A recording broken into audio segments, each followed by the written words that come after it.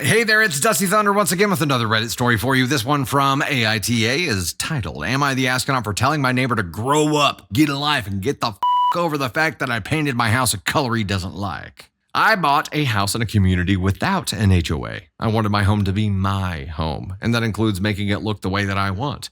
I also chose a neighborhood that already has fun, colorful houses instead of just plain earth tones. I finally got to the point where I could repaint my house. I picked a soft peachy color with a sage blue and soft and dark pink accents. Fun and colorful without being too out there. I think if you Google Cooler's Blue Sage Peach, you'll see a similar palette. My neighbor Paul hates it and has complained since we started the project. He also made his opinions known that he hates our front lawn, lots of wildflowers and sunflowers, fun garden flags, a little free library, etc. Each and every time, I've told him that I don't care. Truly, I don't. And I've suggested a few times that maybe he'd be happier in an HOA community that has control over everything and forces people into having earth-toned homes. Paul got angry when I suggested that and said he's lived in his home for 15 years and shouldn't have to move. I told him, okay, well, you'll have to learn to live with a little color. Last weekend, I was putting in pavers that my niece and I had painted together.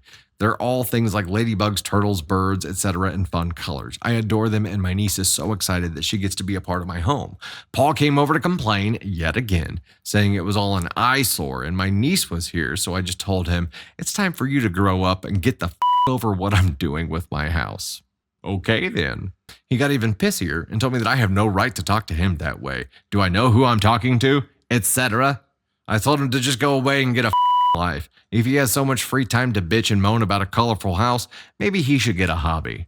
He storms off, calling me a nasty piece of work. My niece was cracking up on the side. For the record, no one in my family is uptight. We really don't care about cursing. I know some people still clutch their pearls over it around kids. She's 15, but I'm sure she says worse.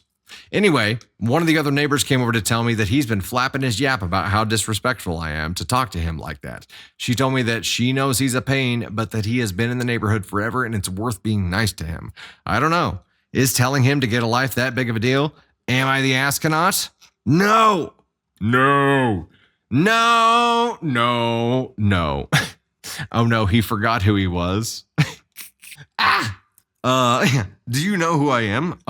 No? Do you? Are you in a fugue state, sir? No, hell no. Because here's the deal. Pain creates change. He was going to keep coming up to you. He was going to keep coming up to you and being like, I don't like this. I don't like that. That's an eyesore. That's an eyesore. That sucks. This sucks. Don't like that. That's okay. Everything else sucks. He didn't have any kind of boundary that he was walking into because there was no consequence attached to it. Each and every time, you're like, I don't care.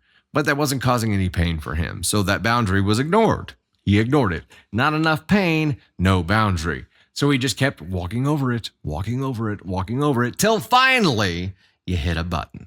You finally hit a button. Maybe it was the F-bomb. Maybe it was telling him to get a hobby, get a life.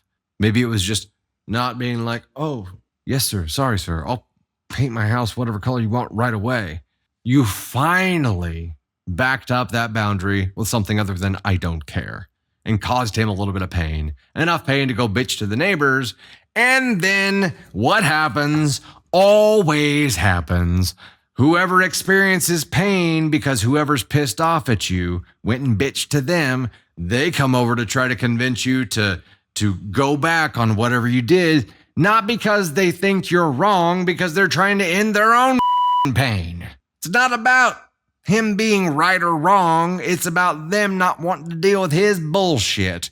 We've got to come up with a name for these people because it happens all the time. The collateral damage people, I don't know what it is, but every freaking time whoever else has to hear the bitching from whoever is pissed, they want to get involved too and be like, yeah, please, just be nice to him. Because he's a pain in the ass to everybody, and right now he's a pain in the ass to us instead of you because you pissed him off.